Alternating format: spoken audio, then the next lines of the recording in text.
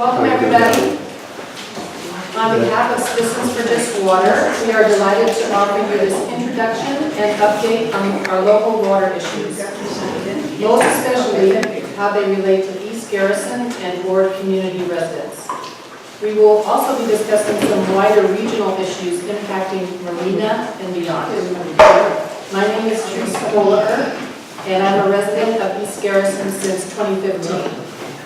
We'd like to extend special thanks to our local firemen at this location, especially Justin, who's the captain, and Rick, who's the EMT, who graciously helped us with the setup of this beautiful room. I would also like to acknowledge Heather Parentis, who helped in many ways. Where are you, Heather? To get this evening organized, including designing our beautiful signs. Our first speaker this evening is Dr. Tom Moore. Tom is the current president of the board of directors of the Marina Coast Water District. He has served on the board of directors since 1994. Tom is a retired Army colonel and currently teaches for the U.S. Naval War program at the Naval Postgraduate School. Tom, in addition to all these things, is just a fabulous person who always shows up and says yes if you ask him to do something.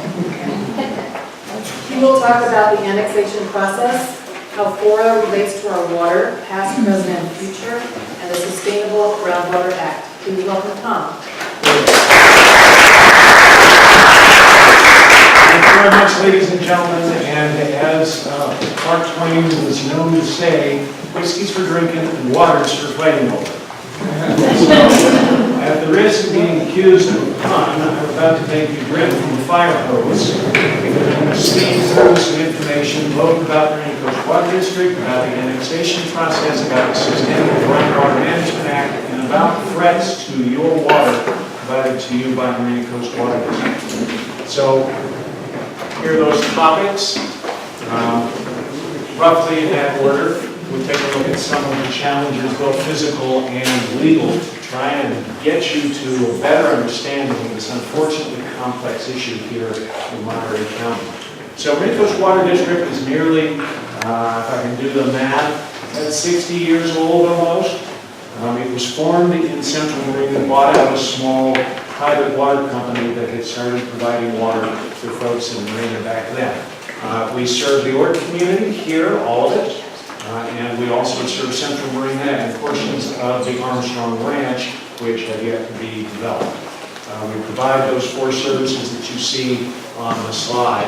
And of course, the very last bullet there has been terribly important for the Ord community for only about 20 years, as there have been a number of major projects, of which you are buyers in one of them. We serve approximately 31, almost 32,000 people between our two major service areas, which we refer to as Central Marina and the Ord community.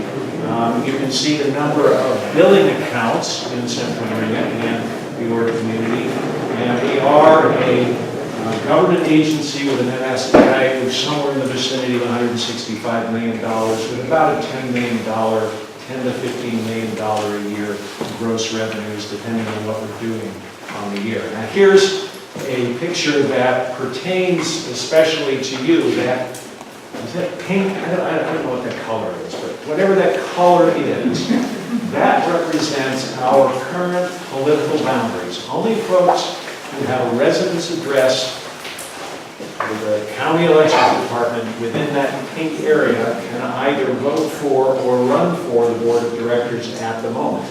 That is something we expect will change in the year 2019, and I'll cover more about that in a moment. The black outlines show the various land use jurisdictions, in other words, cities, or in the case of this area, Monterey County. So we serve areas that include portions of Marina on the former Fort Ord, portions of Seaside on the former Fort Ord, which is actually larger than the rest of Seaside off the former Fort Ord, served either by Cal-Am or Seaside County's little water system. And then a tiny little piece of Delray Oaks, which actually in the case of Delray Oaks is about the same size as the rest of Delray Oaks. And then an expansion, presumably of the Ryan Ranch Business Park in the city of Monterey will someday do. All right, so there, technically, the beach area has no residents, so there's no registered voters at Marina State Beach. And the little pink area up here, there's no registered voters up there because that's the undeveloped part of the Armstrong Ranch. This is our physical piping system in the ground. The Army gave us all that you see here, and you think, gosh, what a great, valuable gift. Well, the problem was they closed the base about 1994 and walked away from maintaining that system until they hired us to start maintaining it again in 1998, and then didn't give us much money to do much maintenance even after that. So once we took possession of this system, we had to do a lot of work. Here is the sanitary system that collects the wastewater and hopefully takes it safely away for treatment to return as drinking water over for the Monterey Peninsula in the very near future, in fact. All right, so we're something called a county water district, which is a section of the California Water Code, authorizes us to do these sorts of things. We can own and operate things, but as a government agency, we cannot do anything more than what the law specifically authorizes us to do. And one interesting thing that the law does not authorize us to do, unlike Cal-Am, we are not authorized to make a profit. And so we don't. We figure out what you need to serve you with water, and then we actually hire an engineering firm to do our rate studies to figure out what we have to charge in order to pay for those costs. With respect to the org community, there's an interesting little feature in the law. It says that we can't serve outside our political boundaries. So how the heck are we serving you if you are outside our political boundaries? There's a little exception in the law. That exception says if the underlying land use jurisdiction gives you permission to provide service, and they would otherwise themselves have the power to provide that service, you can extend that service. FORA, in the state law, had those powers, but they didn't want to get into the water utility business, so they essentially contracted with us back in the early 2000s to provide that, and subsequently gave us all of the infrastructure that they obtained from the Army. Just to give you a sense of how much water you're using versus Central Marina, this is the total. The blue amounts are what the org community has been using. This is in acre feet. An acre foot is 1 foot of water that covers an acre. And your typical home in a year probably uses up something like 1/4 of an acre foot. So the org community is not anywhere near its limits yet. It may get there as population grows on the org community. The difference here is what Central Marina is using. So actually, you guys have been, all of us, both Central Marina and over here in the org community, in some recent drought years, performed very well, and we appreciate that very much. All right, some of our accomplishments: we established the first Water Conservation Commission, still exists today. You could apply to serve. In fact, there's an application open right now until, I think, early October. We ran the first publicly owned reclaimed water plant, a small one. We ran the first publicly owned desalination plant, again, a small one. Both now closed down because they were so small, economies of scale weren't worthwhile. They're both more expensive than pumping groundwater, which we do at about $200 an acre foot before we treat it and put it into the system for your use. 1998, we were picked to serve the org community, and we continue to have one of the best, strongest conservation programs of the various water agencies in Monterey County. We also recently, when some of you may have driven over the roads where this was done, we built 1/4 of what's known as the Pure Water Monterey Project and the Regional Urban Water Augmentation Project. RUAP is for the org community. Pure Water Monterey will pump water into the Seaside Basin over above Seaside for later extraction by Cal-Am, and Cal-Am will be paying, it's a little complicated, they will be paying the Monterey Peninsula Water Management District for that water, who will in turn reimburse Monterey One Water for that, and we get a piece of all of that. because we built a quarter of the project. I'll get back to the Pure Water Monterey project in a moment, and then just a few other things about our accomplishments. We are a nonprofit organization, as I indicated. If you lived over in the Callahan service area and you use 1,300 cubic feet of water in a month, this is what your Callahan bill would be in Delray Oaks or other parts of the peninsula. You use that same amount of water over here in the Ord community, and that would be your bill just for water. Where Callahan doesn't do wastewater collection, we do, so there's an additional wastewater charge in your bill. Cal Water over in Salinas is pumping groundwater, as are we, so that's why their price is down here. And the older system that's already paid for in Central Marina is still a little bit less expensive than over here. I alluded to inheriting for free, in quotes, an old Army infrastructure system. We had to do a lot of expensive stuff for that to serve the various developments that the city's planned and the county planned out here. That's why your rates are a little higher. If you want to compare the so-called conservation pricing, and by the way, this is old, we have now gone just recently, I think as of this January, we will go to just 2 tiers. But Callahan has 5 tiers, and if you hit the 5th tier, that's what you're paying for an acre foot of water if you were to use that much water.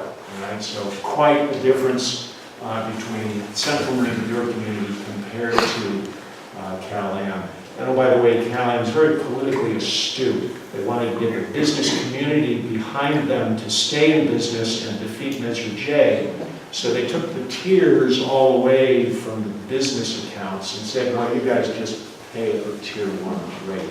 We're going to stick it to the residents of the Callahan service area. Right. They're a tough opponent, and trust me, they're an opponent.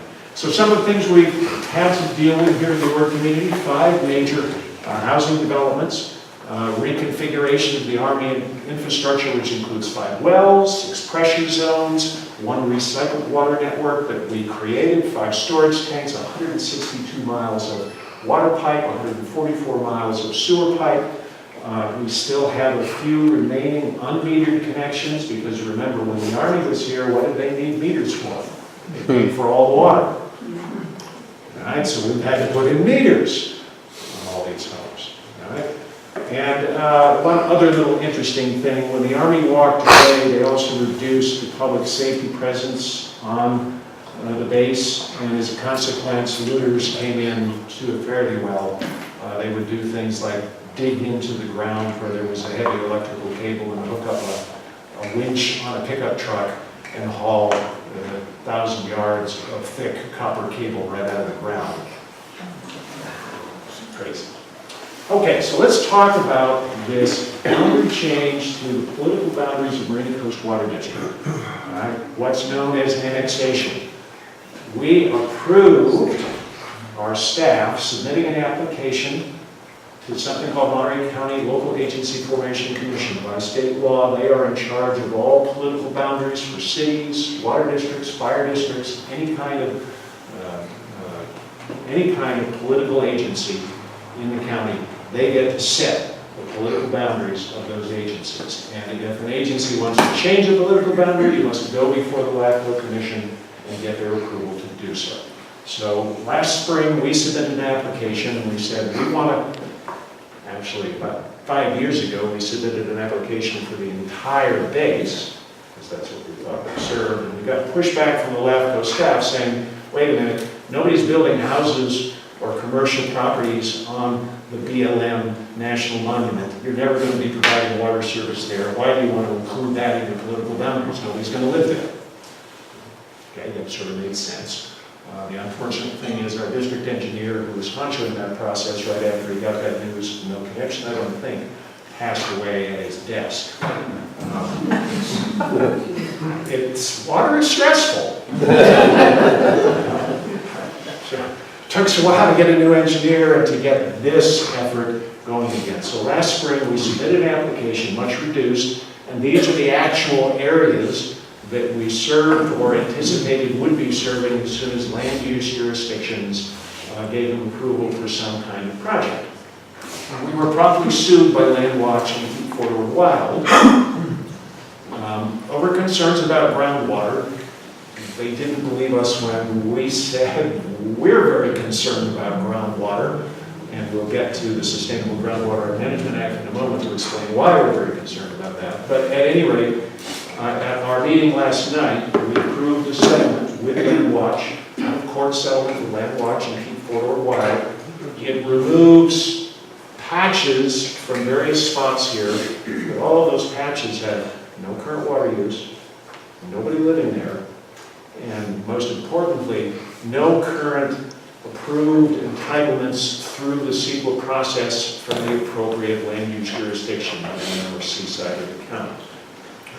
They also agreed that when those land use jurisdictions, if and when they approve a development, this includes, by the way, the so-called campus town development, it does not have any entitlements yet. It still has to go through the CEQA process, but if and when it makes it through that process, Land Watch and Keep Forward Wild have agreed not to oppose our annexing them into the district. So I think this is a win-win.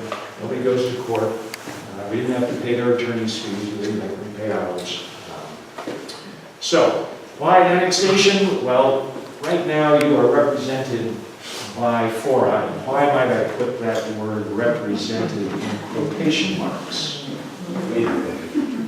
Yeah, you don't really get to vote for anybody on the FORA board, and there are FORA board members representing the interests of Carmel and Salinas, and you might understandably be concerned that your interests here in the Ord community don't necessarily coincide with those of Carmel or Salinas. Right?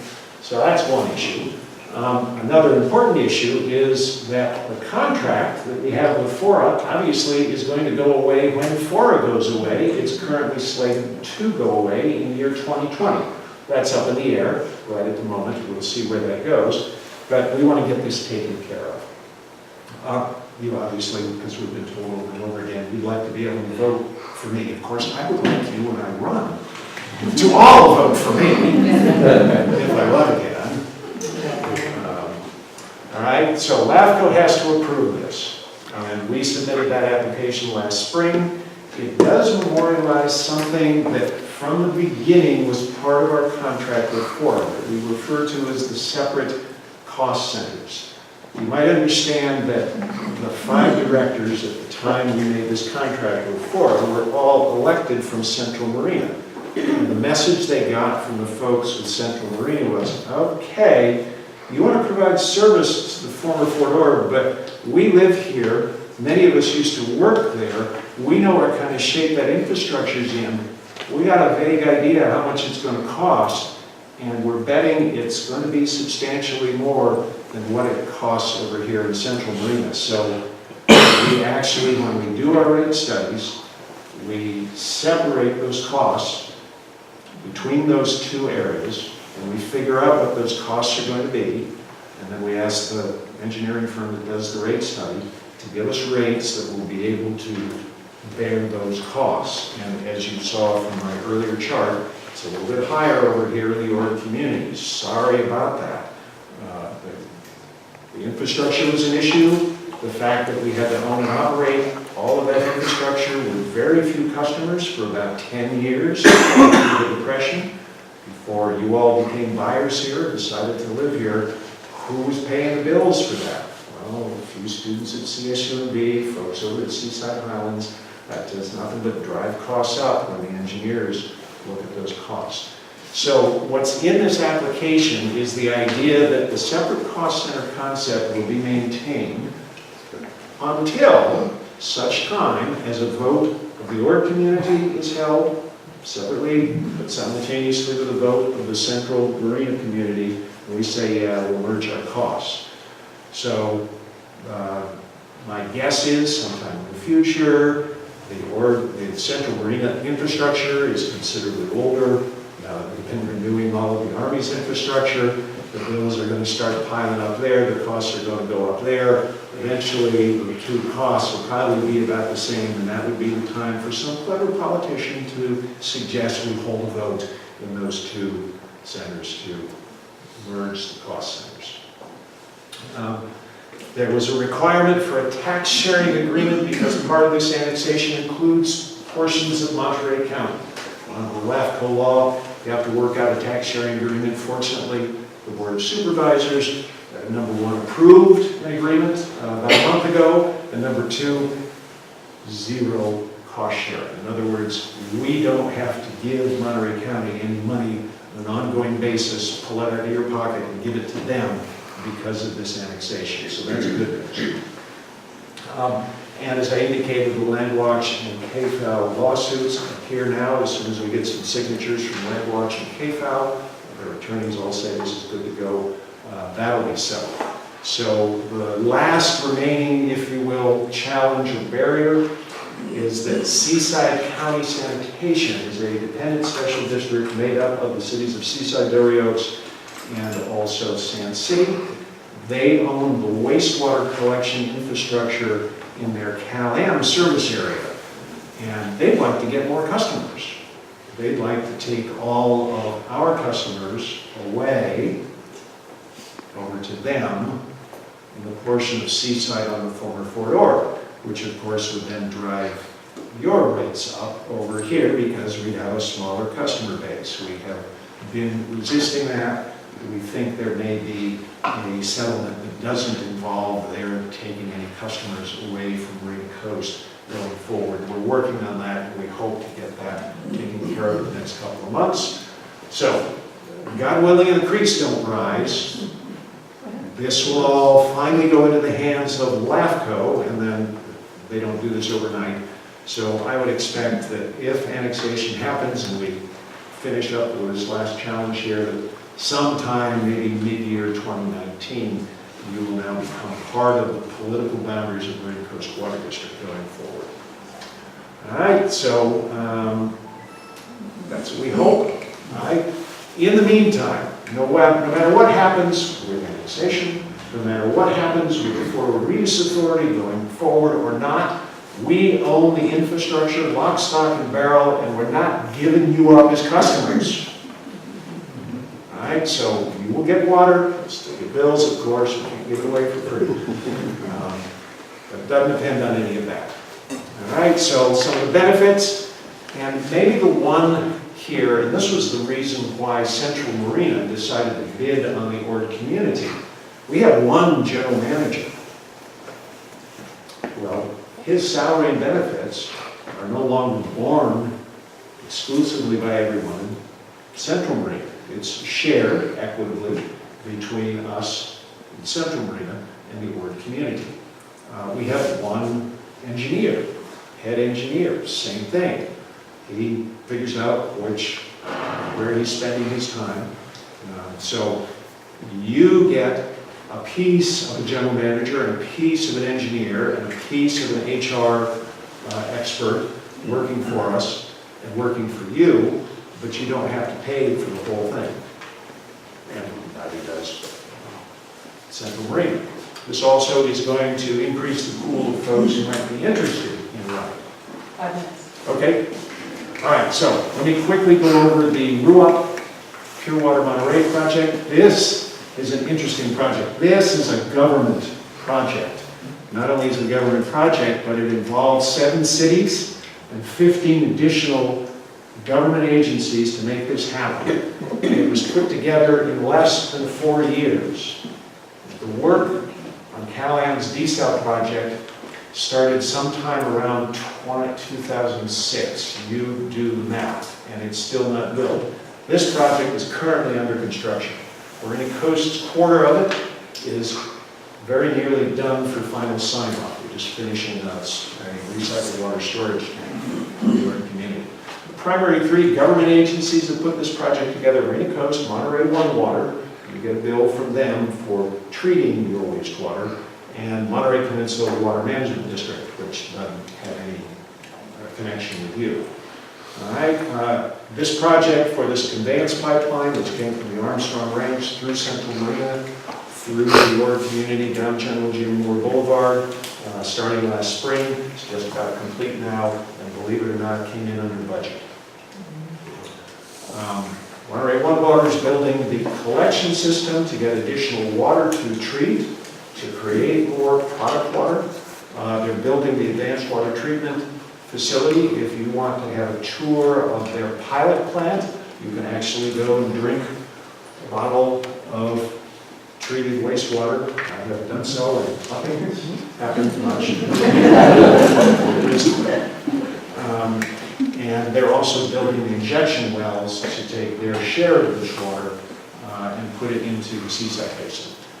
We'll be getting about ultimately 1,427 acre-feet per year of recycled water for use in the York community, some of which is planned to come over here to East Garrison and the distribution system. And they'll be getting 3,500 into the basin, which ultimately gets sold to county. All right, so here are some of our major challenges. Seawater intrusion has been going on in the basin that provides your groundwater for about 45 years. And there have been half-hearted, in a sense, efforts to fix the problem. It is not fixed. It's an ongoing threat. This CalAm project will exacerbate that. The CalAm EIR demonstrated statistically that when you turn on their source water pumps, it induces seawater intrusion illegally into the Salinas Valley groundwater basin, and that was ignored by the California PUC. Thus, we have to take them to the California Supreme Court, which is the only place you can sue the PUC. If we ever have to do desalination, there are challenges getting source water for that, as this test slant well that CalAm built has adequately demonstrated, in my humble opinion. And then whenever you do desalination, you have to dispose of super salty brine in a safe manner into a national marine sanctuary. You can imagine that provides some challenges. We think that there are times when we might be able to do a project with surface water development off the Salinas River. It has its own interesting supply challenges. And then legal challenges, and I'll quickly get into the Groundwater Sustainability Act before I get the hook here. So, source of our water is this basin. This is the southern boundary of Monterey County. Any drop of water that falls in this gray area ends up in the Salinas Valley groundwater basin and potentially serving you. You potentially drink it. The basin itself has alluvial soils that are smaller than that larger footprint, but alluvial soils will hold water and allow it to move downstream fairly slowly. So a cup of water dumped down here might take 100 years before you get to drink it. In some of the deepest parts of this aquifer, we have age tested the water, and in some cases it's 23,000 years old. We will maybe be drinking very, very ancient water. That's how slowly some of this moves.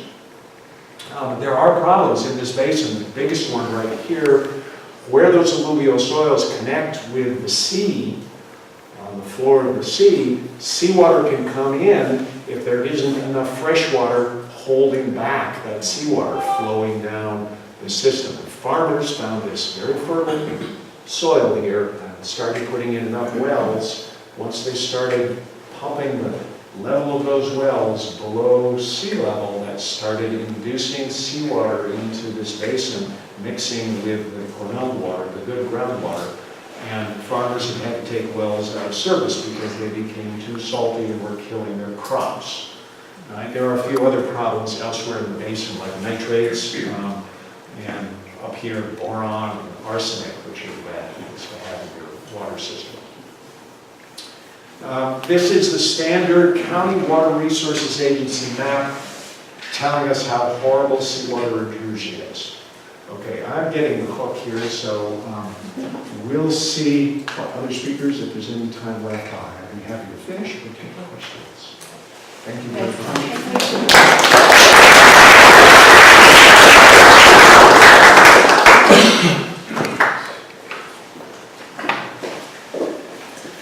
Our next speaker is Matt Zefferman. Matt Matt is running for Marina Coast Water District Board of Directors for the first time this November.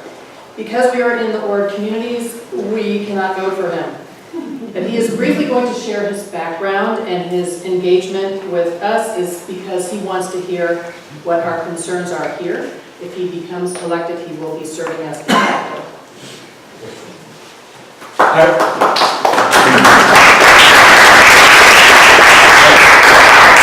I'm going to be very brief. I'm running for the Marina Coast Water District, and I've been going around for the last few months knocking on doors in Central Marina, but I haven't been out here knocking on doors. And the reason why is because right now you guys can't vote for me, so it's a wasted effort for me to do that, which I don't think is a good thing. So in hopefully in a year, or 2 years, or 4 years if I get elected, or when I get elected, I'm supposed to say. So in 4 years, you'll get a chance to vote for me. And one thing is I've been hearing a lot of concerns from people in Central Marina, and one thing they're concerned about, as Tom alluded to, is that with annexation, that the people in Central Marina who, a lot of people in Central Marina have lower socioeconomic status than people in some of the FORA communities that are coming on. There's a concern that they're going to have to pay for the infrastructure bill. And I've been hearing that and hearing that. And I've heard only very little bit from people on the ORD communities about their concerns for annexation, so I'm coming to hear about that so I can think about that over the next 4 years as annexation comes online. I just want to do a plug for public water. One thing that Tom didn't mention is that we're a public water agency, and I've been explaining this to people as I've been knocking on doors, so this is my 2-minute pitch on that. When you can elect us, the nice thing about public water is that we are officials that represent you. So unlike CalAm, who's a private company where everything they do is in secret, all the meetings are public. You can go on the website right now and watch every meeting for the last, I don't know, 10 years if you want. I've watched a lot of them. I don't recommend that. And if you have a concern for the board, you can come. And you can come right now. The last 2 meetings there have been people from, I think everyone in the public comments, either from the dunes or if we're not here, just Garrison, talking about the irrigation system here or the water recycling at the dunes. So you can come now and put your concerns before the board. And they honestly try to address those concerns. Another thing, I'm just building off what Tom said, is that another advantage, I think, for the people in Central Marina of annexation is that if this area stays public, then you will be a lot easier to deal with than if this goes to a private water company. We've run into all these issues with CalAm on the peninsula, and because they do everything in secret and they have this big profit motive, Marina has a lot of trouble. And if this area can stay public, through annexation is probably the easiest way to do that. That will make our ability to have a regional water solution, which is one thing I'm pushing for in my campaign, where all of the cities in the area can work together for a regional solution. That will make that a lot easier. Other than that, I should say there are 5 board members. There are 3 of us up for re-election, or 3 of us up for election, and then there are 2 positions in 2 years, so every 4 years there's 2 board members. And one thing that's been our discussion, and maybe Tom knows this is more than I do, is that whether or not, right now we have open seats, so people are elected from all of Central Marina. We don't have districts, but there's some talk about 4 communities come on that they might be district elections, and 4 communities might represent some fraction of the board members, and Central Marina might not. And I'm not sure where that discussion is, but that's one possibility I've heard about. So I'm here to listen to any of your questions for Tom or Kathy or Mike. Yeah, thanks a lot.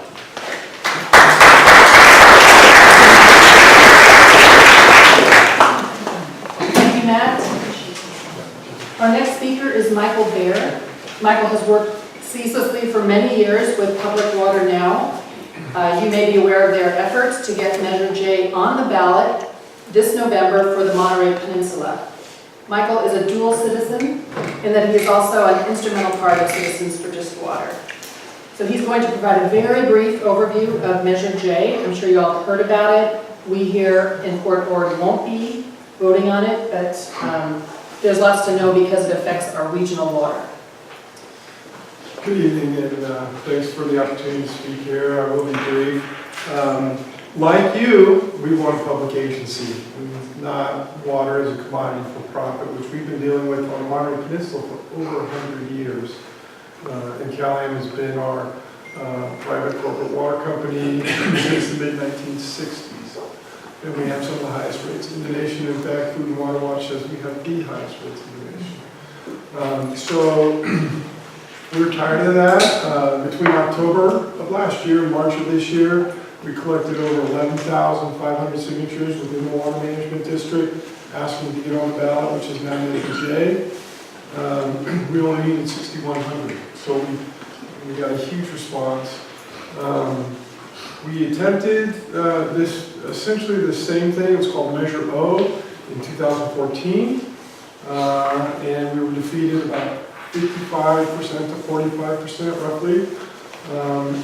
And Callahan outspent us over 30 to 1.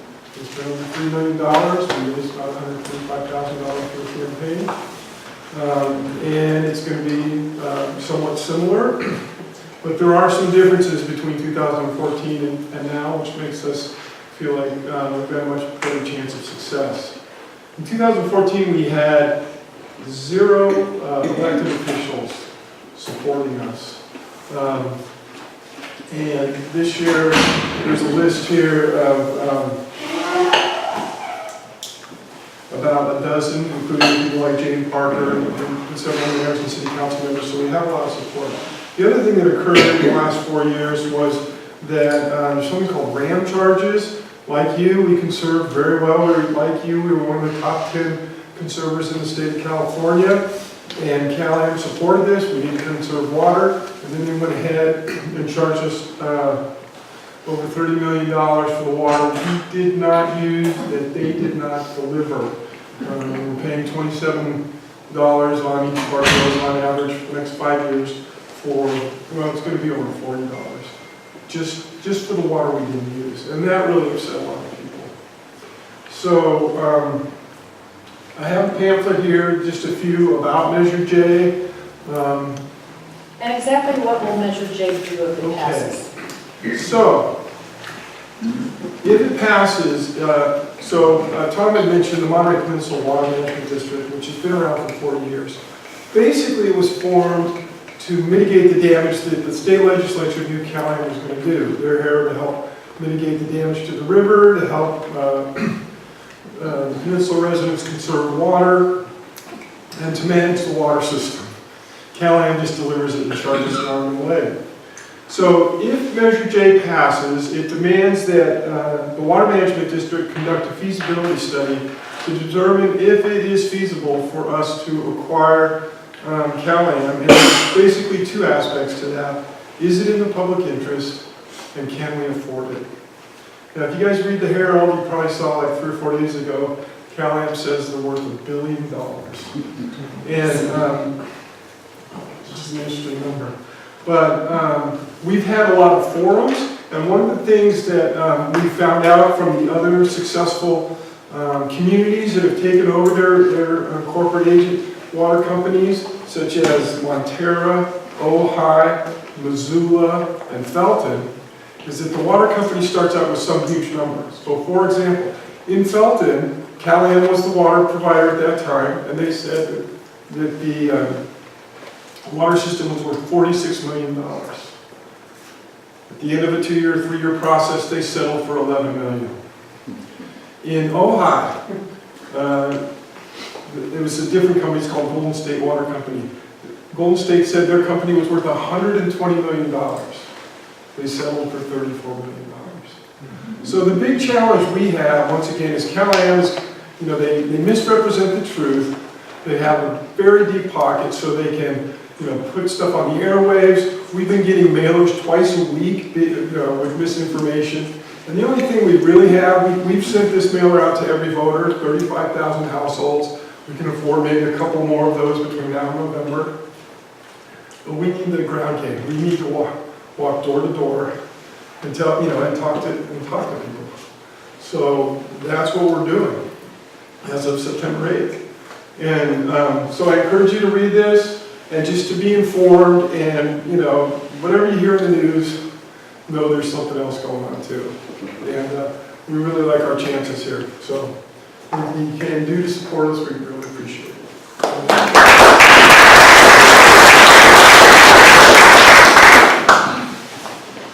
Thank you, Michael. Next, we are are going to hear from Kathy Biala.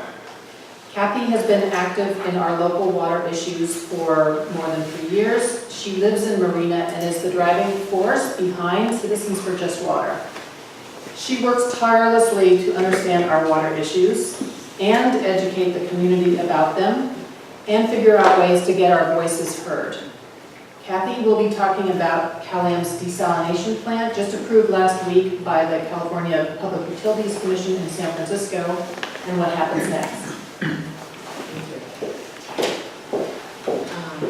I'm going to hand out some of these things afterwards because I think once we hand it out, you'll be kind of distracted by the information there. So I have, Therese, 15 minutes or less?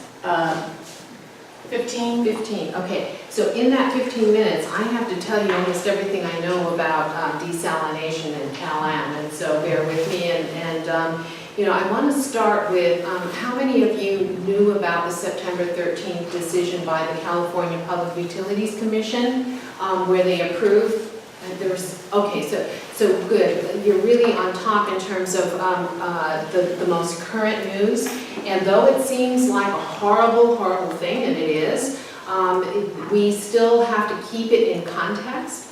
I want you to know that there was, I would say by comparison, a small amount of regular citizens like all of us who went up to San Francisco, which is a problem. We don't have representation locally, so we have to get ourselves up to San Francisco, and Therese was one of them. And then, compared to what citizen presence was, there was a busload of business people, of politicians, of Chamber of Commerce and the farming industry, all of those folks there speaking pro-CalAM. Okay, so we were pretty outnumbered, and I'm so glad that though some of us fearless people went up there to advocate for all of us ratepayers in the Monterey Peninsula and all of the people in Marina who get our water from MCWD. Okay, because those are the fractions of people that are very concerned about CalAM taking this water grab. And I'm going to go over some of the sort of the big issues that we need to be concerned about and what happened in this process. I want to frame this to you by telling you that the California Public Utilities Commission, it's called CPUC, right?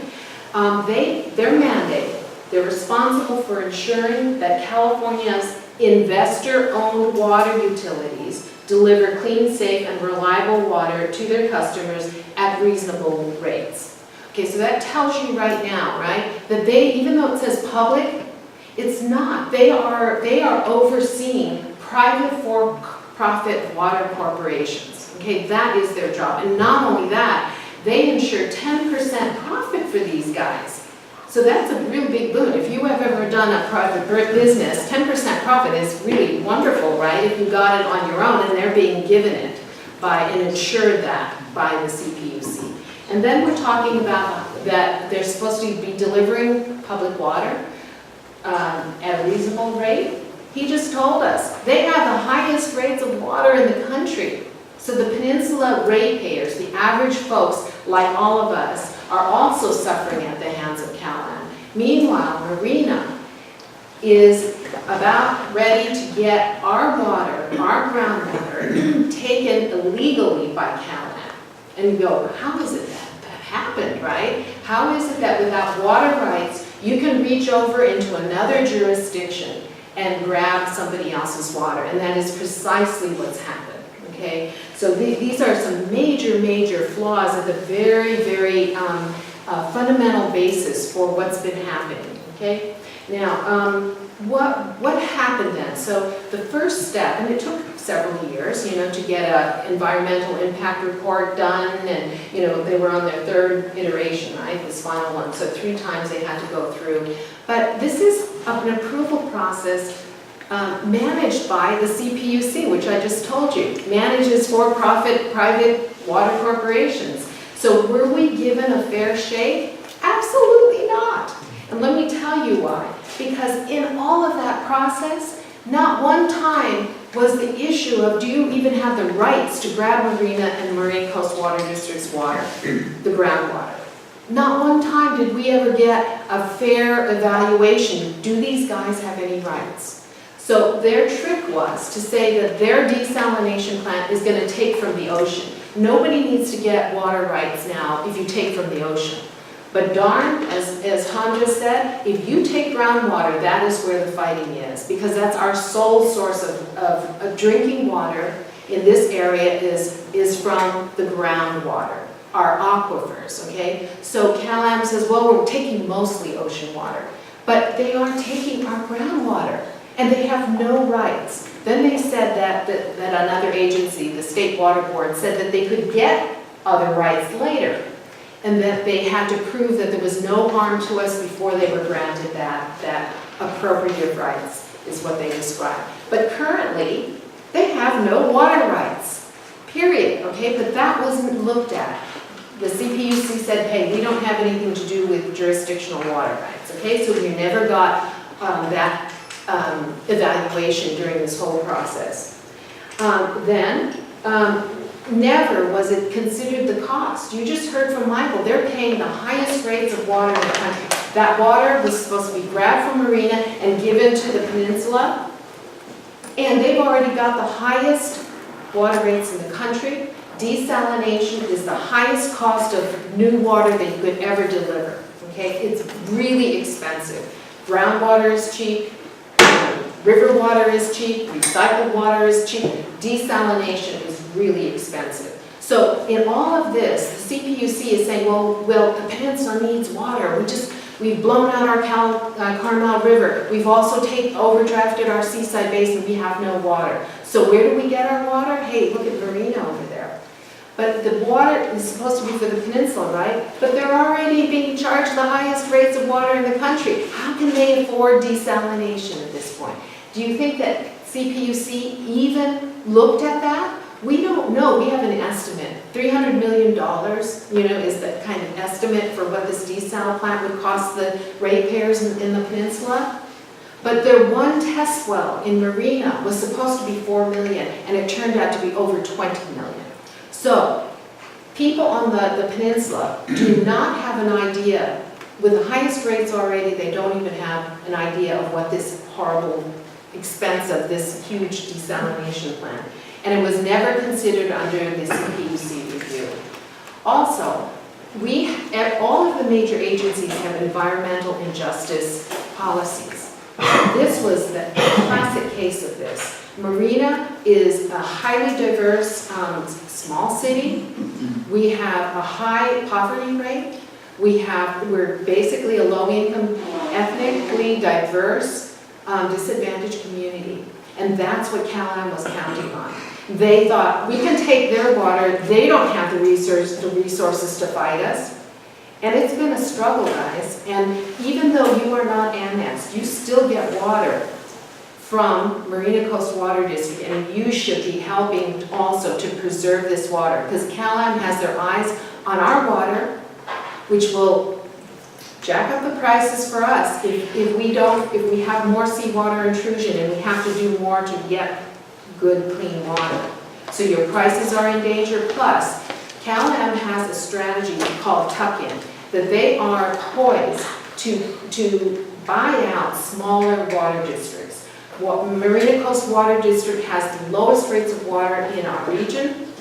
If CalAm gets a hold of us and gobbles us up, then we're going to have a very different solution, right, for our water. So we need to all be concerned about it. Whether you are annexed or not, you are getting your water from MCWD. When we say the water grab, this is about water that they take from us, then they charge them this whole amount of money. Does Marina get one drop of that water that's already ours to begin with? No. This is pretty scary, guys. And when you hear these things, you go, my God, how on earth could all of this happen? And it has actually evolved and is happening. Also, we have the best science to show that this plant is going to damage our groundwater basins. It's called AEM, Airborne Electromagnetics, AEM. I don't know if you were aware, but this past May, we had a helicopter with a big apparatus flying around, Marina and stuff. Okay, now, the science that was chosen by CPUC to validate this no harm to our basin was 8 vertical wells spread, poked down into our groundwater fairly close to the place on the CMAX plant where they're gonna take the water, right? 8. Meanwhile, MCWD, in conjunction with Stanford University, has this airborne apparatus covering 395 flight miles across our whole basin, not whole basin, but around the jurisdiction of MCWD. And CPUC never once considered that data. It's unbelievable. Never once. And you can't see this too well, but here is the difference between these straws, okay, the straws, and the kind of data you get from that versus what AEM gives you. It's three-dimensional and expansive information. Not once was it considered at all. That's a travesty. So you ask, did we get a fair shake? Absolutely not. They did not want to see that because the truth would reveal that they will cause harm to us. And so we're waiting for somebody to take that seriously. Okay, and then we talked about the economic feasibility, and this is what's even worse now. So the CPUC said at some point a few months ago, is there another alternative? There was a lot of rancor about this, desal plant. So they actually said, is there another alternative? And the Monterey One Water has a recycle project called Pure Water Monterey, and I think Tom already spoke about that. Pure Water Monterey is a recycling project, state of the art. And so they talked with Monterey One Water to see if they could expand this recycling project, right? So they found out, yes, we could expand it, and it could cover for the next 30 years the needs of the peninsula, so that we would have time to do a regional desalination instead of just taking from one and hurting another person to entity to now doing a regional consideration of desal, which would be a very expensive project. So we all share in the costs, we all share in the benefits. But no, after Pure Water Monterey was evaluated and the actual expansion could happen, they decided no, they weren't even going to consider that. That was an alternative that was affordable, sustainable, could be done now in the same timelines that building a desal plant illegally on Marina's shorelines could be done. And they ignored it. That is how this whole CPUC process has evolved into this situation today. Okay, so what's going to happen? Now, did we expect, we had a little glimmer of hope that maybe they would, do the Pure Water Monterey? But no, they were true to their whole mandates and their past experience and practices. So they approved everything. They approved the environmental impact report. They issued what is equivalent to a building permit called a CPCN. So that's done. Now their CPU's hands are washed of it. Now they can get back to their regular work, okay? So that is the beginning for us. For all of us who get water from MCWD, this is the beginning. We are going to look for other places where in fact we can get a fair shake, where they will look at the science, where they will look at environmental injustice, where they will look at the cost of this desalination plant. So we are looking, in fact, we're trumping up to the regional state board to look at, be able to give public comment on this. Because some people do value science, and some people do feel that they're accountable to the public. And so when we speak and we give information, they are interested. So that is the beginning of our fight now. We are probably going to see litigation now, because that is also another place where we can get a fair shake. And so we have 30 days, I believe it was, from September 13th, in which parties could begin to think and to apply for a lawsuit. So we'll probably use that avenue as well. because it's gone on and we have to stop it. We cannot allow this project to be built on the shores of Marina. And then there are other permits that have to be gotten from the California Coastal Commission, so we will be also in front of the Coastal Commission. So we urge you, I think there was a little piece here that you can go on to, our Citizens for Just Water. We're not just from Marina, we have folks like Michael and George and people from Seaside. We have regional participation, so please go to that website and participate. If you can, and whenever you can, because this is very serious for us. This is probably one of the biggest threats that we have to any of our businesses, to any of our residences here in this region. So thank you very much.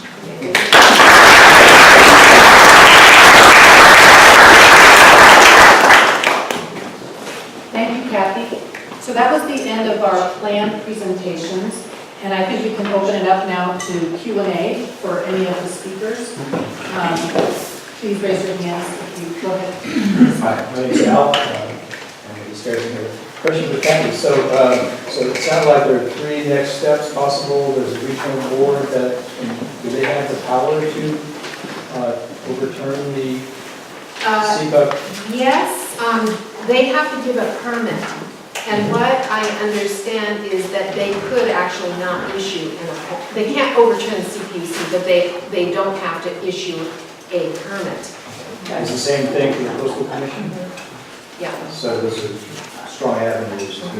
Yes, and at the same time litigation as well. There's one other avenue also. The city of Marina has applied to be a groundwater sustainability agency within the city boundaries, which happen to include the CMEX property. If that gets recognized by state agencies, the Department of Water Resources and the State Water Resources Control Board, what that would mean is that the city of Marina would be in a position in its sustainability plan to say to anyone who had a well, for instance, a slant well on the CMEX property, that you can only produce so many acre-feet out of each of those wells, and that amount could be, in theory, 5% of what they were planning for source water, and in addition, they can impose fees to pay for the costs of fixing the contamination of the basin by those wells. So, I don't know where that's going to go. It's all investigation. Can I ask, give us some idea of the time frame we're talking about and what sort of the landmarks and deadlines that we're looking at? Are they months or years? Or? Well, some of the soonest will be before. So one thing about the CPUC is you cannot sue it in Superior Court and you cannot sue it in the appellate court. The only place you can sue the CPUC is in the California Supreme Court if they will take the case. But before you can even file for a request to take the case, you have to apply for a rehearing.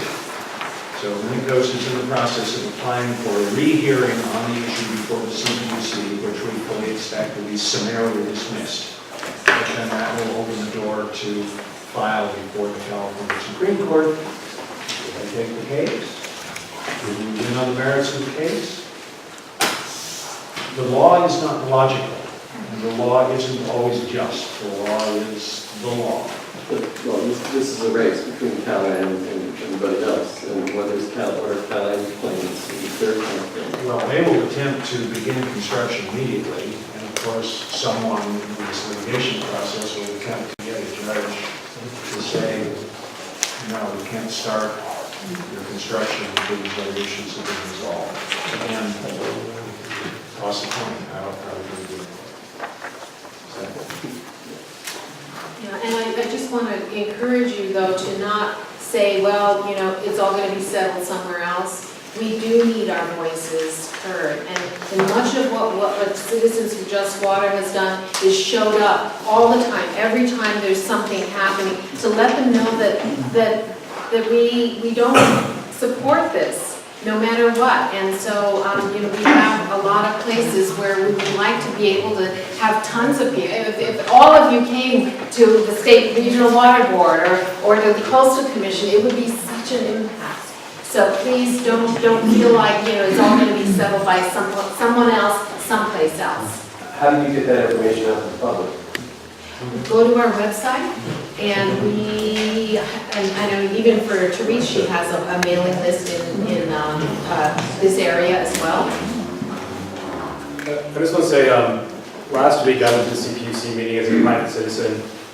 These folks couldn't go because they're parties to the proceeding, because they're involved in the litigation. I was a private citizen, I went and testified, and there were a number of Teresa's one of them that came and spoke as private citizens before the commission.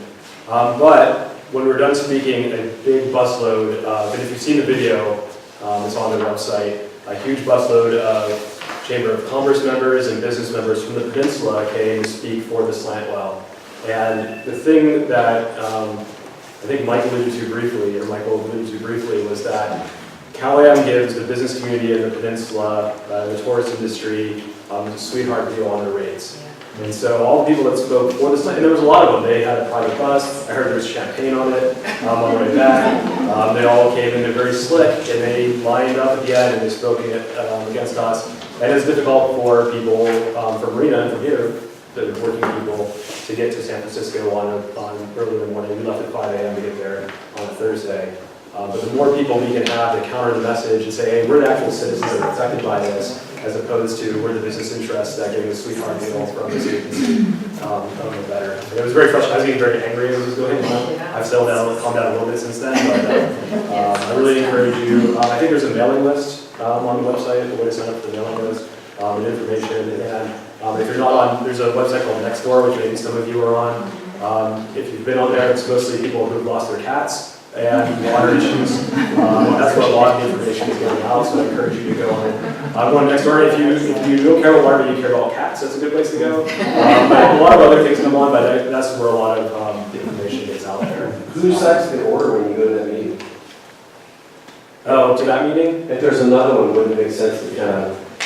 For the CPUC, I think the public comment period for CPUC is over, and I don't know what else. That particular one, it was kind of first come, first served, and then all people that came in late, they just had to line up. Yeah. And that was, we go into like that, but that's... So they knew that properly. Oh, yes, absolutely. Yeah, so they gave me, I would have liked to have gone last. So we're smarter now, right? What's that? Well, yeah, well... The deck was stacked against us anyway, so, you know, but we've learned a lot, and now we are armed with a whole lot of different approaches, as you say, so, you know, we're still fighting, and we have to. We don't have a choice. We cannot stop fighting. It's a bad thing for us. So what exactly is Measure J? Like in 50 words or less? Measure J would require the Monterey Peninsula Water Management District to spend money to do a study, as Mike pointed out, the feasibility and the cost, estimated cost of buying out CalAm and creating, but the Monterey Peninsula Water Management District would then become the owner of the CalAm system, the operator of the CalAm system. Got it. Like So we proposed. want to tell our Support it. folks to support it. Right, but we can't vote for that. Nobody in Marina or the unincorporated areas. This is purely a Monterey Peninsula issue, but they want what we have. Yes, exactly. And they want what we have. We have MCWD, it's a publicly owned system. They don't have that, so they're trying to get to where we're at right now. Yeah. The other thing you could do for Measure J is write a great juicy check, $20,000, $1,000, something like that. Or if you don't want to give it to Measure J, give it to Matt. I have a suggestion, okay, because I'm helping public water now, and I have for a while. And there is, as Tom said, there are sections in Seaside that get their water from MCWD, but they belong to the city of Seaside. They can vote for Measure J, but they get their water from MCWD. So I am canvassing in those areas because we have the same water system, but hey, I can't vote for Measure J, but you can. Please vote for this, because you're inadvertently then protecting MCWD and Marina's water by doing that. The So, area that Kathy's speaking of, quite specifically, the largest population chunk there is the Seaside Highlands subdivision. So if you happen to know someone from Seaside Highlands, on the former FORA, they will get to vote on Measure J. You should encourage them to do so. Just a quick survey. How many people actually own land or have owned land at some point in time in their life? Raise a hand. Okay. So with that ownership, you have what's called land rights. And with those land rights, you're able to do with that land as you wish. When it comes to water, in order to extract groundwater, you have to have rights to that water. Marina Coast Water District has rights to the groundwater that it uses to service our area. CalAm has no rights to that water. To me, that's the salient issue. yep. And like we go, duh, like, how did we get this far? Kathy, do you want to explain briefly for people who don't know why we're talking about groundwater with a desal plant? How exactly physically they're getting that groundwater in this case? Yeah, this is a new technology, by the way, and CalAm is frothing at the mouth to be able to own that new technology. It's called slant well, okay? Where instead of like if you go, usually desalination is directly from the ocean, right? Putting your straw down there and hooking up the ocean water. That's what we typically think of desalination, it's ocean desalination water. So they have this new thing, it's called a slant well, okay? So let's say that this is the ground, let's say this is the ocean out here, and this is the ground. So now they say they're gonna put these wells in a slant. So I'm gonna take all this ocean water from under the sand and everything, it's gonna be filtered nicely, we won't disturb all the marine life, etc. So this is a new technology, okay? And it sounds great, right? That's why they were able to get so many environmental groups to support them, because you're sucking the water from under the ocean bed in what would not be a detrimental way for marine life. But what happened on this slant well, right? So it's going like this, they pulled it back, so now it's like this, it's not way out in the ocean, it's under the surface of the ground. And where they take the water is not just from the tip, they're taking that water all along the pipe, which guess what? Under the ground in our aquifers. How did that happen too? The Coastal Commission approved that pulling in without ever understanding what that meant. It was simply a change in numbers, right? They allowed them to change the angle. So instead of going this way, it's this way. And why is that? Because now you have more surface to suck up the water under the ground, right? They also approved, this is Coastal Commission, they also approved the casing that when you first put the pipe in the ground, you have a sleeve and then you pull out a casing, right? 25% of that one test slant well, that casing remained on this this pipe, and they approved that. This was supposed to be a test. It's like saying, well, I'm doing a test, but I'm sorry, my microscope only sees like half of the vision in there, but it's okay, guys, it's no problem. So there were so many lapses of absolute non-accountability for what was happening with this test slant well. So we have a problem that it's sucking out our groundwater, and it was supposed to be sucking out the ocean. It's a travesty. This is what Kathy's talking about. This is in the vicinity of the CMEX property, and this is a slice down through the ground. Here's the ocean. These are water-bearing sands, of course, close to the ocean. This is brackish. They put in a slant well like this. And you'll notice it's not all beyond the high tide line. These screens are in the groundwater basin itself. And every time they turn this test well on and pump it, the water that they get out of this, which they test for salinity, the salinity goes up, which means the salinity is going up here, which means the salinity is going up in the Salinas Valley groundwater basin, the sub-basin specifically. This is, and it's called the 18400. It's a lousy name, but that's the name the State Department of Water Resources gave it. So they've been contaminating our aquifer with seawater.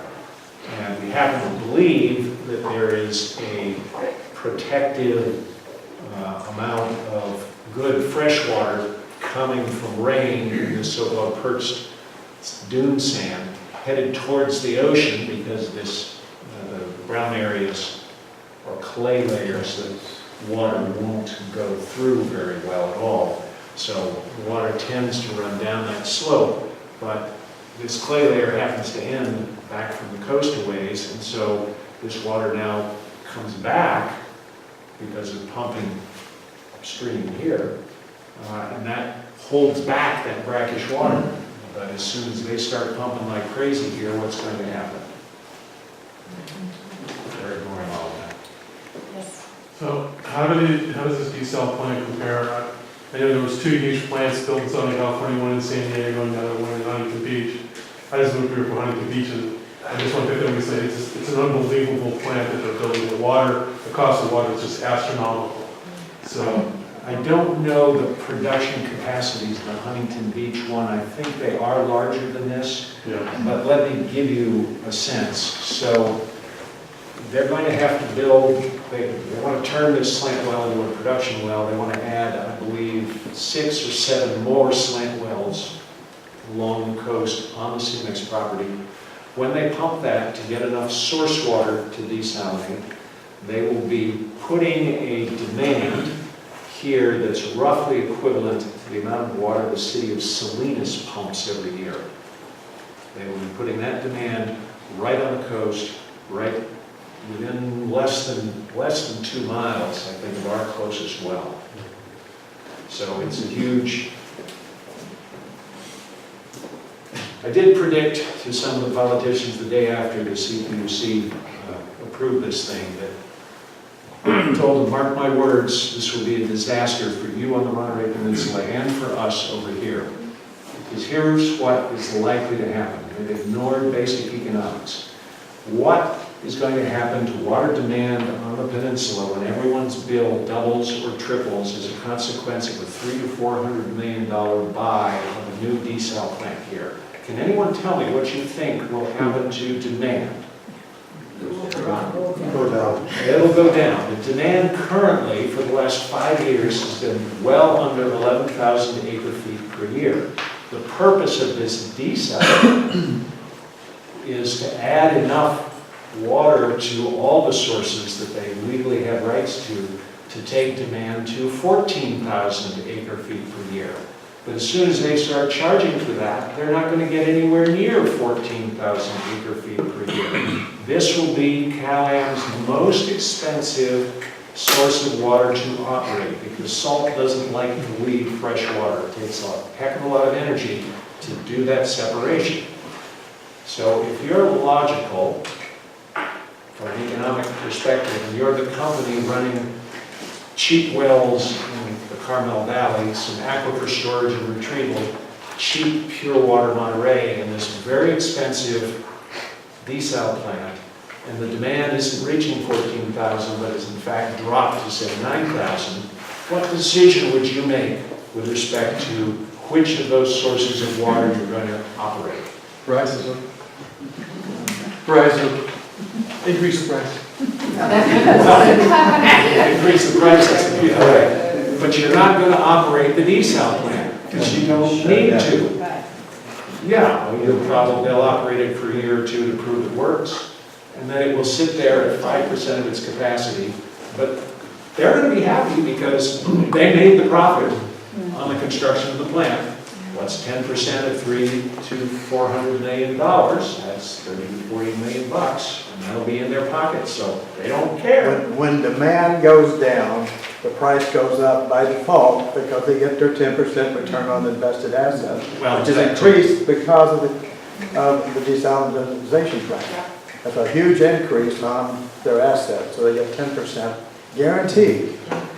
And you were talking about, Kathy, a little earlier about IOUs, investor-owned utilities, which is the parent of PG&E, is the PG&E Corporation, which can make as much profit as they want. And the utility makes their 10% guaranteed, no matter the mistakes, no matter the cost or, whatever mistakes they make, and they just roll that into the thing, including interest. Yep, that's exactly it. So nobody mentioned this, but I question whether there's some underhanded political monetary benefit for these people, 5 people on that board from Cal. I've rattled around on the FORA board as Marina Coast's representative with many of these folks, and to be honest, it's possible for a few of them, but I think some of them just have drunk the Kool-Aid. They have believed everything that they've been told, which tends to meet with their view of the world, and pesky little Marina Coast coming up with things that don't quite fit in that model of the world, and they talk to me. So they might get some small campaign donations. I want to tell you something interesting that came out of the news week before last, that Cal American Water is a subsidiary of American Water, right? So that in New York, they have New York American Water. And it was an article saying that Governor Cuomo in New York and Senator Chuck Schumer from New York were being part of an effort to investigate New York water. And I'm going, wow. So, here it is again, the same thing in terms of they're under the same kind of CPUC system as well. So what is happening here when we have so much compelling evidence and the thing just keeps going on and on? And so, hopefully we'll be able to see some support, but we haven't seen it thus far. Jerry. Yes. I'd like to make an observation. We have a very finite resource, groundwater. And I look north, and the Bay Area is spilling over into the valleys. It's coming everywhere. It's going to be like Southern California at some point, unless somehow we can control growth. But our aquifers are going to be seriously threatened at some point by growth. And I know for a fact San Jose overdrew they have aquifer water, and they overdrew it. And they actually had serious land subsidence because of it. So we have to be very careful about managing the groundwater resource. Yes. And so I know Cal Land is a boogeyman in all this, but the concept of desalination for coastal communities may have to be a viable solution at some point. If you look at the country of Israel, they recycle over 80% of the water they consume. And yet they still need to have desalination to provide all the water they need for the farming and everything else. I think we need to come to grips with, and what I hear is we have these little fiefdoms in Monterey County, and some are evil fiefdoms, and other ones are trying to do benevolent things. But at some point, it seems like we need to come together as a overall area and look forward and say, what are we going to need over the next 20 to 50 years? And desalination may have to be a viable solution. And we need to figure out how to do it more economically. The cost structures in Israel for desalinized water is much lower than what we're dealing with here. So they've learned some things. But anyway. So a little bit of history. This was about 10 years ago, Marina Coast and Cal-Am and the County of Monterey were partners in a series of contracts tied together to create what was called the Regional Desalination Project. It was about a 10,000 acre foot per year project, which would provide water for the Port community and for the peninsula. what happened was a board member from the county was asked, he claims, by his county supervisor to quit his day job as a CPA and devote the next 12 months to convincing the ag community that this would all be okay. When he said, well, how do I make a living while I'm doing this for you? Well, this is part of the desal project, so go have Marine Coast's engineer hire you to do this work for him. He proceeded to do that. Marine Coast's attorney scratched his head and said, isn't that a potential conflict of interest if you're going to remain a decision maker that might vote on some of these contracts going forward and you're being paid over here? But then the attorney said, but no, I'm the attorney for Marina Coast. I'm not the attorney for this gentleman who works for the County Water Resources Agency. He needs to talk with his counsel. So Marina Coast's general manager called up the general manager of the County Water Resources Agency and said, do you guys have a legal opinion that this is okay? Oh yes, we have a legal opinion from Downey Brand that this is okay because the County Water Resources Agency is only an advisory agency to the County Board of Supervisors, which really approves the contracts. Okay, let's see the opinion. Well, it didn't come in the email, and it didn't come in the email, and unfortunately, I guess our then general manager let too many months go by while this guy was working. He ended up being paid $180,000 for this work. He ultimately recused himself from a couple of the contracts when they came before the board of the County Water Resources Agency, but they were approved by the county supervisors, approved by Marina Coast, approved by CalAm. We're all good to go. And then this conflict of interest went into the press. And all of a sudden, a whole bunch of people started diving for the floorboards and so forth. And CalAm saw their opening. CalAm went, geez, this is a mess. We loaned Marina Coast $6 million to continue the work because Marina Coast had about half of the project, dollar-wise. We've loaned the county a couple $1 million because they had a piece of a little more than a quarter of the project. And you know what? That conflict of interest probably voids all the contracts. So we see an opportunity to take over the whole project. We only had a $100 million piece of this $400 million project. That's $10 million profit from the CPUC. But if we can take over the whole $400 million project, then we can make $40 million profit instead of $10 million profit. So they did a deal with the county to throw Marina Coast under the bus. Said it's Marina Coast's fault that our board member at the County Water Resources Agency committed a Government Code 1090 violation, for which he was subsequently convicted of that felony, along with several others, because he was doing some other not so good stuff on the side. And then the county on October, I believe, 6th, 2012, sued Marina Coast for $6 million.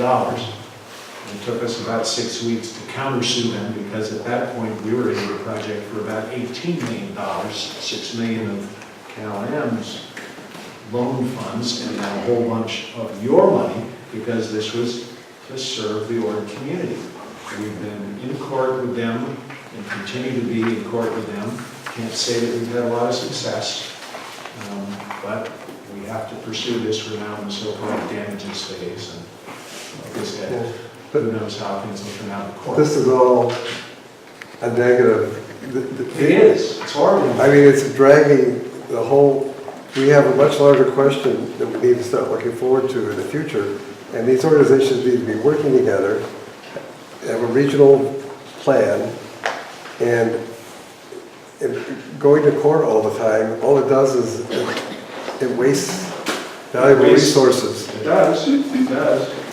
I think it's a lose-lose proposition. I don't know what I'm not a politician, so I don't know what the solution is for them. But we do need a regional plan for this area, or we're going to have serious problems with our groundwater Well, at some point in the near that's what future. Pure Water Monterey is. All those government agencies I mentioned is actually producing 3,500 acre feet for the Monterey Peninsula, 1427 for the York community, and there's the potential to expand that by another 2,000 acre feet. Now, whether that goes to the Monterey Peninsula or comes to us, because now we have to worry about being damaged by Cal-Am's desal project, that's news at 11. So Green Coast has always tried to be a good neighbor and a regional player. We unfortunately got caught under some bus wheels on a few occasions. Other questions? Can I just add to that? Yeah, so I have the disadvantage, but also advantage of not having been involved in 10 years or 15 years of history. One of the reasons I'm running and talking about it at the forum we had a few weeks ago with all the candidates is specifically to look for a regional water solution that involves everyone cooperating. And I think you're right on about the solution. And I think we need to do as much as we can with recycled water. We need to do as much as we've done a lot with conservation in Marina and the FORA community. I think that I'm not going to talk about the politics. It's not it's not to be political. I'm not going to talk about the campaign, but the thing right now that I think will most help that's on the docket right now, and there's fighting Cal-Am with the slant well, but the Proposition Proposition J. Measure J. Sorry, Measure J. That's what I was looking for. Measure J. If that passes, I think this regional solution will be a lot easier. We know people that are on the Monterey Peninsula coast. George Riley is running if he gets elected. All the people that are currently running are interested in a regional water solution. And the way I see it in the history, and he gave a lot of details, is that the biggest fly in the ointment has been Cal-Am, because they are not interested in a regional water solution unless they own it and they can charge a lot of money for it. And so, and everything they do is secret. We have this big disadvantage because everything that Marina Coast does is out in the public, and everything they do is secret and hidden, and we don't know the motivations. And so I think that's right, but the first step to that is to get a partner on the peninsula that we can work with on this project, which is in Cal-Am. I will put some business cards over here on the table because we do serve you too, even though you don't get to vote for me. So if you have questions or issues, you're welcome to get in contact. Well, can I ask you one other? Sure. In the bill we got this month, there was a little slip of paper that talks about the state passing a law and forming this agency that's going to be also here.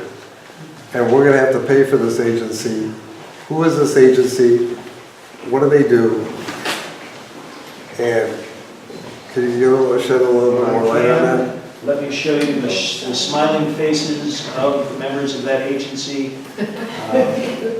But I will tell you that mailer, if it's the one I think you're talking about. It came with a bill.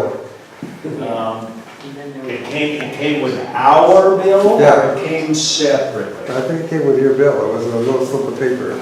Okay. Was it a postcard? Was it kind of like a postcard? No, it was like a slip of paper, but it was about that big. It slipped in the envelope. So, the Sustainable Groundwater Management Act was passed in 2014. It was the first attempt by the state of California to regulate groundwater. The first attempts to regulate surface water occurred around the time of the gold rush, after gold rush miners were killing one another over stealing water for their sluices based on upstream. That created an entire legal regime for surface water called first in time is first in right. And the thing with surface water back then is, you own a piece of property, here's your boundary, stream run across, you know where the water came from. It came from your neighbor's property. It ran across your property and went to the next neighbor downstream, right? So if you took all the water, your neighbor downstream didn't get anything. So a whole legal regime, the state getting involved. This is the reason for the existence of the California Department of Water Resources and the State Water Resources Control Board, all surface water. Groundwater, on the other hand, especially back then in the 1800s, who owned something if you took a shovel and you dug up the ground and found a gold nugget there, who did it belong to? If you owned the property, it belonged to you, right? If you dug down and you found some water, who did it belong to? It belonged to you. We didn't have any means of knowing that even underground this water is moving. It's coming off your neighbor's property and going to the next neighbor's property. So The only resolution conflicts until 2014 over groundwater were to go to the courts. It's called adjudication. Nobody ever wanted to adjudicate the Salinas Valley groundwater basin because they estimated the process would take about 20 years, and every owner of the well over those 20 years would spend about $1 million on attorneys. Not a fun thing. Well, we've done so much damage to some of the 515 defined groundwater basins in the state of California that in 2014, for the first time, the state legislature tried to create something that would put the resolution of groundwater conflicts into the hands of the executive branch as opposed to always having to go to the courts. The way they did this is they said, if you have certain status as a government agency, like you're a city, or you're a county, or you're a water district, and a number of other entities that qualify, you can declare yourself to be a groundwater sustainability agency. If you do so, you are then taking on some powers and some responsibilities. The main responsibility is to come up with a plan to fix your critically overdrafted groundwater basin, or your part of it. The powers you come up with are powers to charge a fee to every person who has a straw in that groundwater basin with a well, and if necessary, to force them to cut back their pumping and also to report accurately all of their pumping. Marina Coast immediately, as soon as we learned about this, declared that A, we were the type of agency allowed to be a GSA, and we wanted all of Central Marina and the former Fort Ord. Unfortunately, at the very last minute, because the former Fort Ord was not in our political boundaries, County Council challenged it. They challenged it by holding a special meeting on the 23rd of December in order for the county to declare themselves the groundwater sustainability agency for the Ord community. Ultimately, they did create for the entire basin something called Salinas Valley Basin Groundwater Sustainability Agency. I know that's a mouthful. These are its current members. It's one of the weirdest political bodies I've ever seen because certain of those members, like Bill White and Adam Secundo, are appointed by ag industry representatives or the Farm Bureau. And if any two of them vote against, no matter what all the rest do, vote against a spending bill or a ordinance to reduce pumping, they veto that action. It's weird. I do not envy them, but we have worked out a deal with them. So we are now writing the plan to restore the Monterey Subbasin, which is the Ord community and Central Marina primarily. But we do overlap this 18400 basin, subbasin that I mentioned before, and they are writing the plan for that basin. That is the basin that is in the worst shape here in the county because that's where almost all of the seawater intrusion has been happening. So we are a GSA. That does give us the authority to cut back your pumping on your well. But how many wells do you have, sir? How many wells do I have? Yeah, how many wells do you have right now? Is this a trick question? Well, it could be if you say 3. The only folks who own wells are Marina Coast Water District, so I think we can figure out who to send bills to and whether or not we need to cut back pumping. But Tom, I think he was asking, he gets this paper for some kind of fee. Is it coming from this GSA or is it coming from MCWD? Well, that's my question without knowing. There was a mistake made by this agency when they sent out a notice to everyone in their area. Some zip code mistake, I'm not sure, some mistake in the county assessor's office, they picked up the wrong parcels, and some of you got a notice from them. Kind of scary. It was a postcard, though. It wasn't something in a bill. It was an oversized postcard, and then very shortly thereafter, another postcard came and said, sorry, you and Garrison. Just kidding. They apologized profusely to Marina Coast, too, because we were concerned about this. We get stuff to Salinas a lot here. With our addresses. So folks, I want to thank you all for coming, and Tom for speaking, and Kathy and Matt. And I think we should wrap up the formal evening now. People are drifting off, and we wanted to stop at 8. So thank you again, everybody, for coming. And Tom's business cards are there. Please sign our sign-in sheet if you didn't, if you came in on the other side. Thank you.